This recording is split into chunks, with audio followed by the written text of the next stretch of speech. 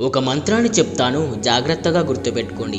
ఈ మంత్రాన్ని సాక్షాత్తు పరమశివుడే వినాయకుడికి రహస్యంగా చెప్పిన నారాయణ మంత్రం. అయితే ఈ మంత్రాన్ని చెప్పే ముందు దాని వెనుకున్న కథ ఏమిటంటే, ఒకానొక సమయంలో దేవతలు మునులు కలిసి ఏ పని చేసినా విఘ్నాలు రాకుండా కొలుచుకోవడానికి ఒక దేవుణ్ణి ప్రసాదించమని వాళ్ళు కోరతారు. అప్పుడు శివుడు వినాయకుడికి, కుమారస్వామికి ఈ ముల్లోకాల్లో ఉన్న 300 కోట్ల పుణ్యనదుల్లో స్నానం చేసి ఎవరైతే ముందుగా తిరిగి వస్తారో వాళ్ళే దీనికి అర్హులు అంటాడు. అప్పుడు వెంటనే కుమారస్వామి బయలుదేరి వెళ్ళిపోతాడు. కానీ వినాయకుడు మాత్రం తల్లిదండ్రుల చుట్టూ ఒక మంత్రాన్ని జపిస్తూ ప్రదక్షిణాలు చేస్తాడు. ముల్లోకాల్లో తిరుగుతున్న కుమారస్వామికి ఏ నది వద్ద చూసిన వినాయకుడే తనకంట ముందుగా కనిపిస్తాడు.